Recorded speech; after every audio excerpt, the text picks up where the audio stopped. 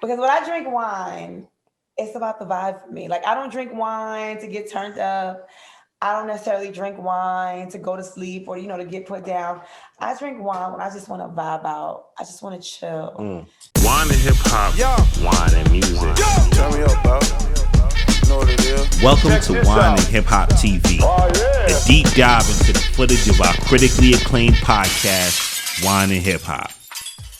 Yeah, what's good, y'all? It's your man, Real Wolf of Wine. Welcome to another episode of Wine and Hip Hop TV. Today's episode is going to take us back to a joint that we did live. We had to do it big. We were joined by TV queen, skincare mogul, reality TV star, and all-around boss chick, Miss Yandy Smith Harris. When I started figuring out how to market to my people, that's when I got sales. By the end of my first year, we did a little over $60,000. Wow. The second year, we did over $700,000. Damn. Now we're in the third year, we're touching over $2 million. Yeah. So it's like, shout. This is just oh yeah, we can cheer shout, to that. Shout to a boss lady.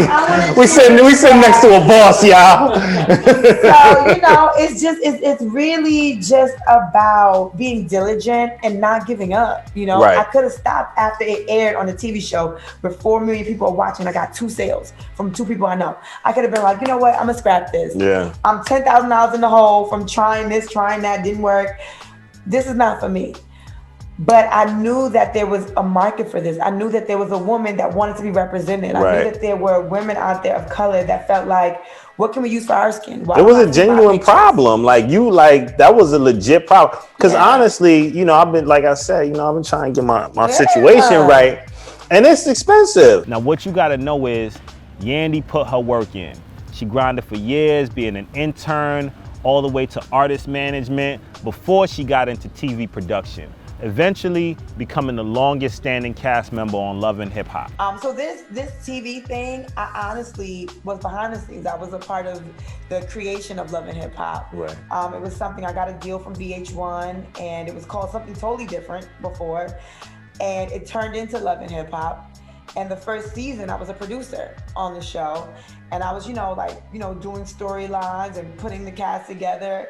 And then by second season, I'm like, we need a woman that, in this business that didn't get her stripes from the man she's connected to or the rap group she's connected to, but just a woman that works in hip hop or that's a music artist on her own too. And I'm like, let's go find them. Let's go have them audition. And Mona turns around to me like, well, what about you? And I was like, oh, hell to the no. That's not like me. One of them situations when somebody's like, yo, we need somebody that's like, and they're like pointing at you the whole time. Right. Like totally just describing you. Totally. And I was like, Mona, I don't dress right. I don't fight. I'm not going to jump across the table and do nothing. I was like, nobody's going to find me interesting. And she was like, just come on as a B character, as Jim's manager, working with Christy. You'll be okay. And I was like, yeah. So I did it. And, 10, 11 years later, I'm still the longest lasting female cast member on the show. So people must have found me kind of okay. Mm-hmm. Yandy came to us already enjoying a pear wines. So our conversation let us dig a little bit deeper into what she was looking for in a wine and how she wanted to enjoy it. Yeah, so are you into wine? Do you enjoy wine? I come here to learn. I hear you are the wine connoisseur, that if anything I need to know about wine, I got to come to you. I can put you on. So I'm trying to go home and get real sexy with some wine over dinner. So I need you to put me on to. That's what I'm here for. Okay. That's what I'm here for. So perfect. We today we're gonna be drinking a sparkling Riesling. Oh, right. I've never had a sparkling Riesling. See, I told you I was gonna be putting you on, So what do you normally pair a sparkling Riesling with? Well, Riesling is a very versatile varietal. I thought that it was only sweet. Yeah. I didn't know that they had behind the scenes. He gave me a taste of a dry wine, and I was like, "Oh, what's this?" He said Riesling. I said, "No, Riesling's always sweet." He was like, "Yandy, I do this. It's not always sweet. I know what I'm talking about." And I was like, "Oh, okay." Word. And of course, she's all up on that wine and hip hop pairing. But the fact that now that we can link wine, which I just think is so sexy, with hip hop, that just changes kind of the narrative around hip hop.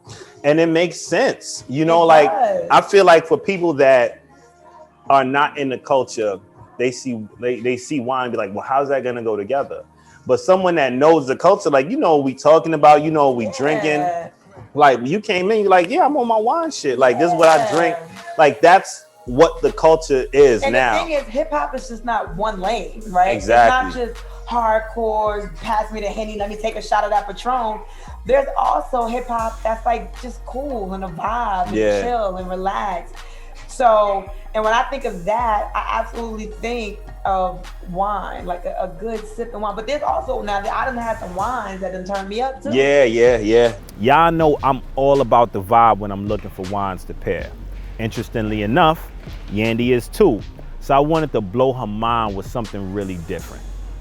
Because when I drink wine, it's about the vibe for me. Like, I don't drink wine to get turned up. I don't necessarily drink wine to go to sleep or, to get put down. I drink wine when I just want to vibe out. I just want to chill. So I wanted to show off a bottle of Sekt. It's this cool hidden gem. Like, who knew that Germany was the 3rd largest producer of sparkling wine in the world and making such dope stuff? I had to get it out there, and I felt like Yandy was gonna agree. Yeah, so Riesling actually comes in a few different levels of sweetness, So is this a dry or a sweet? This is a dry wine, but it's sparkling, so it kind of gives it a different little kick, So it's high acid. Okay. So you ever taste like that kind of like sour taste when you taste in wine a little bit? Absolutely. That's what you would refer to as acidity. Okay. And Riesling is great. Riesling tends to have great acidity. So we just gonna pour you up on this right here. See, you never had sparkling Riesling? I've never had sparkling Riesling, ever. It's looking like champagne. See, there you go. Now, a lot of people think that, sparkling wine is called champagne, but there's, in different countries, it's called different things. So Germany is actually, champagne is created in the Champagne region in France. So that's sparkling wine from Champagne region. But it's only called champagne if it's from there. Yeah. There's even different parts of France where sparkling wine is called something different. Okay. So are you telling me that champagne is just sparkling wine? Champagne is just sparkling wine. But the reason why they call that one champagne is because it's from that particular part of France. Exactly. German wine has always had a special place in my heart. They were the oldest bottles of wine that I would pack back when I was working in the warehouse, all the way up until when I got into wine. Riesling was my gateway varietal. As Yandy can attest to, the balance of sweetness and acidity is perfect for a new palate. Aside from that, when I finally started buying wine at auction, I found that those older bottles presented like great values, and the respect level began to develop. And as you know, it's all about respect. How did you get into the music industry? I started interning at Violator Management and Records, and I was literally cleaning, who is now my partner, I was cleaning Mona Scott Young's office. Wow. So I was cleaning her office, organizing her paperwork, and then I graduated from doing that to answering her phones. I was her assistant's intern. And then from being that person's intern, I became that person's assistant. Then I became Mona's assistant, and then finally I became a junior manager. Up until I left the company, I was a manager, and then I left off to do my own thing, and I went to Atlantic Records, and that's when I was working with the Diplomats, and just doing a lot of stuff in music. But really, I got my ground and my footing by interning. That's how I built a lot of my relationships. Right? I think for women that come into this space, in this industry, we get tested so much. A lot of the executives, most of the executives, for a long time were men. Now it's shifting, there's a change. But when you walk into these rooms, just naturally, they would test you. Right. Test you to see, what your ethical code is like, what your moral standings are, and how you stand up to the artists you represent. So I always wanted to make sure I walked in and demanded a certain level of respect. I wanted to make sure that I was above rapport, so that when it's time to do business, you ain't think about me with no other way but business. Right. I could have gotten caught up with the diamonds, the glitz, the glam, all the money, but I knew that I wanted to have longevity in this business. Right. I knew that I wanted to be respected. And a lot of times, if you twist yourself out of that respect, you lose jobs, you lose money, you lose referrals.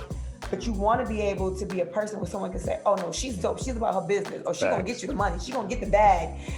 oh, you gonna try to talk to her? She ain't gonna pay you no attention. She's just not. You know, no matter what you flaunt.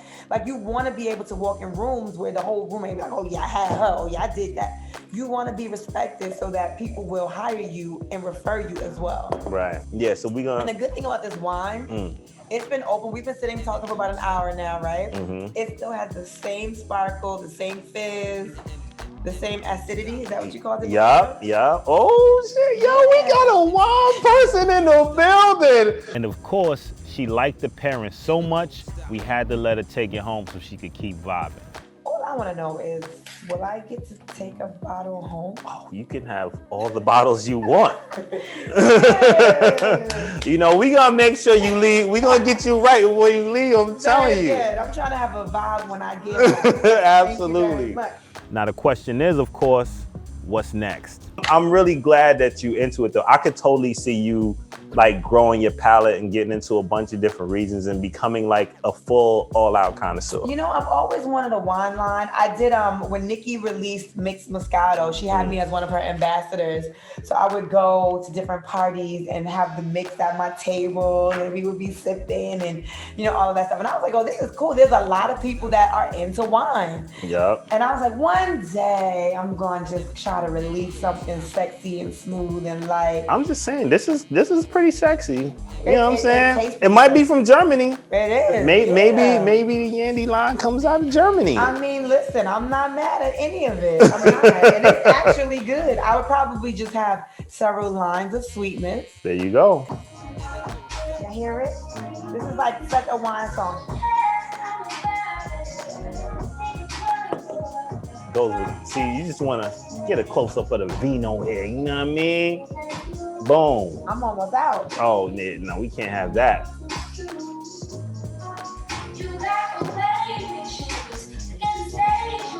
It's about me. And there you have it. Another episode of Wine and Hip Hop TV. A deep dive into the conversations we have on our critically acclaimed podcast, Wine and Hip Hop. Or in this case, a deep vibe for those looking to get into German wine. Subscribe to our YouTube channel, like, comment, all that good stuff. It's your boy Wolf of Wine. We out of here. Peace. This episode was brought to you by Wines of Germany. For more info on German wine, go to GermanWineUSA.com.